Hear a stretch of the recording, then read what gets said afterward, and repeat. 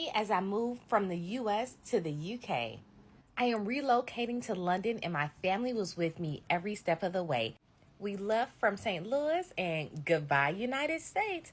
I'll be real with y'all. In St. Louis, we do not get direct flights internationally. So our first stop was Germany and then we had to get another flight. So after 13 hours, y'all, I still cannot believe this is happening, but your girl made it to London.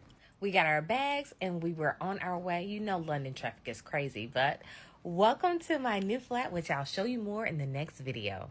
First thing we had to do, though, was go do some sightseeing. Come on now, we're in London, so we are out and about just having a good time. And of course, because we're in London, you know we had to get some fish and chips and a meat pie or whatever they call it. And we are those millennials, so yes, we stopped at the Harry Potter store. We went to Buckingham Palace, justice for my girl Meghan Markle, because y'all tried it. Shout out to my sisters, y'all. At midnight, we were in all the stores getting everything I needed for my flat. Unfortunately, they couldn't stay with me forever and they had to go back to the States, but I love you all so much.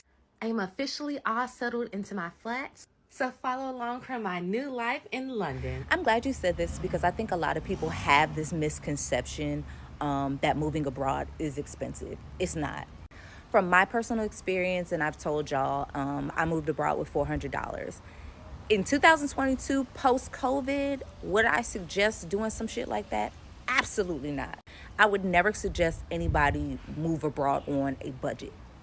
So here's where it can get expensive. What I typically tell people is that if you're planning on moving abroad, you should have a nest egg. You should have some kind of savings or money tucked that is at least 90 days of the currency of where you live. So for example, let's say you make $4,000 a month, right? $1,000 a month, whatever it is, times that by 3 and make sure you have that tucked away aside from the money that you're taking with you, the money that you need to get yourself an apartment, etc. In addition to that, living abroad and living in the majority of countries that are outside of the United States of America, you can go and get an Airbnb for a month for half of what it is that you're paying for rent, maybe even a third for what it is that you're paying for rent, in addition to the fact that a lot of these places come already furnished, and a lot of times their furnishings are brand spanking new.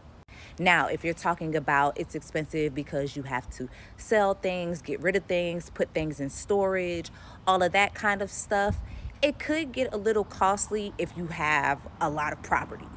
But literally, I had all types of things. I sold my stuff. I gave away my stuff. I put some stuff in storage until after a while where I said, I ain't coming back. I don't need it. Get rid of it. I moved abroad on a whim. And like I said, I would never suggest in this day and age for people to do something like that. I was at a point in my life where spontaneity and doing something sporadic didn't cost anybody but me. I now have a child, and so therefore my thought process has to be a lot different. Now, I don't necessarily feel like you have to plan things from A to Z, soup to nuts. No, absolutely not. But I do think that it is important, especially the money part, to have at least 90 days worth of money stashed to the side for just in case purposes. But I'm telling you, you will be very surprised how much it costs to pick up and move across the country. I have lived in 5 countries across 4 continents, and I'm telling you, you could trust what it is that I'm saying. And if you have any more questions about that, feel free to hit me in the comments. But I just got a new job in Dubai that pays 250 grand. That's crazy good. Congratulations. Thank you. I'm so happy. And the best part is I don't have to pay taxes anymore. What do you mean? There's no income tax in Dubai. Well, yeah, but you're a US citizen. Yeah, so what? US citizens can only exclude up to $112,000 of foreign earned income. What do you mean? In the US, you're required to file a tax return and pay income taxes on foreign earned income. Oh man! Well, what if I want to renounce my US citizenship? I'm not sure if that would be a good idea.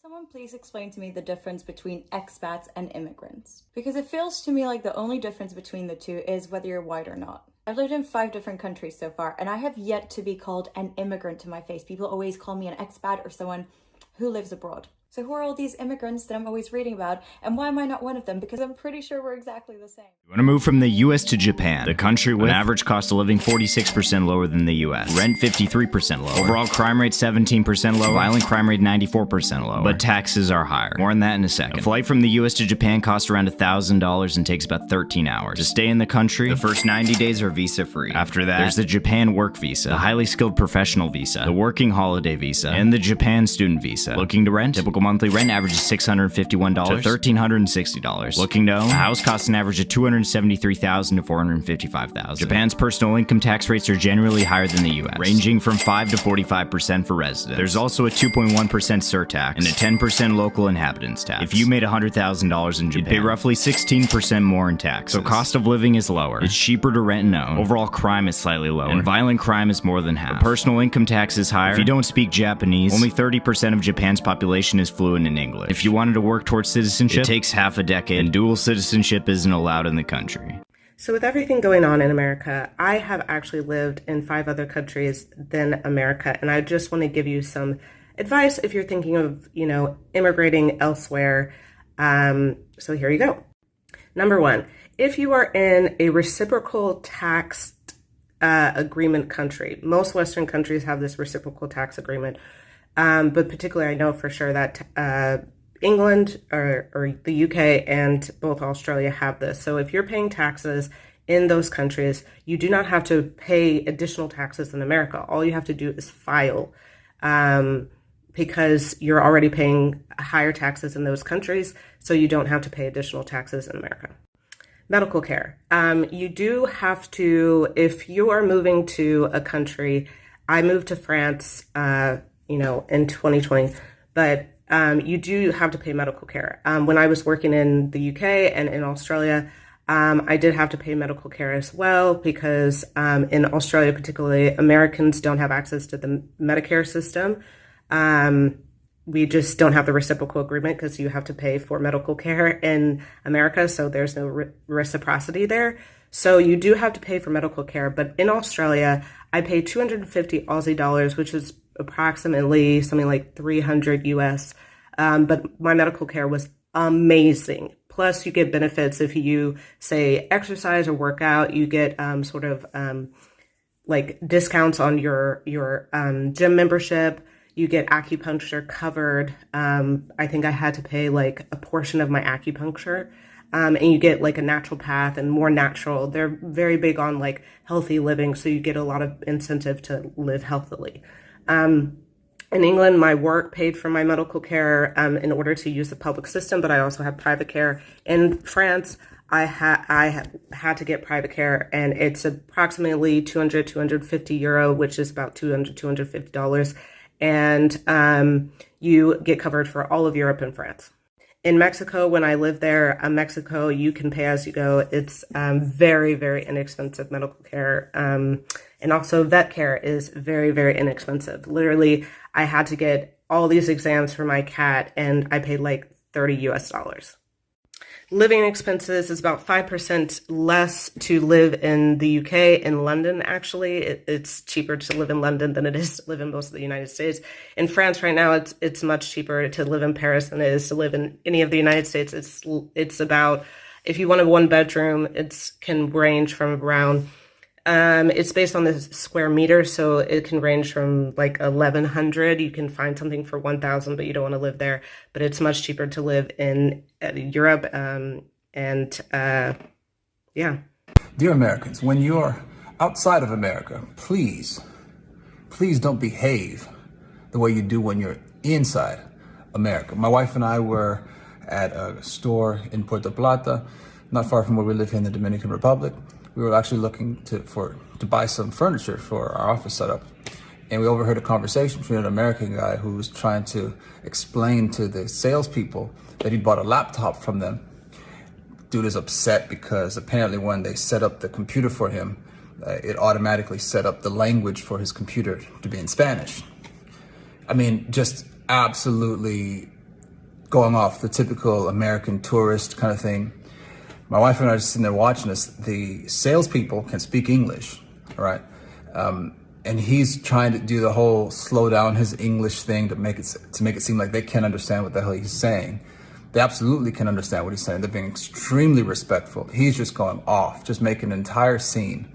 Wants them to return the laptop that he bought from them and give him a new laptop, and this time set up the laptop in English instead of just resetting the computer and redoing it in English. This is something we see all around the world as we travel. And it's this experience as an American who has seen the world, who does travel the world, and who recognizes when you're outside of America, you are a guest in other people's country. Even if you can't communicate as well as you would like to, or as comfortably as you'd like to, even if you have to make some adjustments because you're not used to the culture, just this arrogance of, you know what, I'm a guest in your country, you should treat me better. No, man, you're a guest in their country. You need to behave better.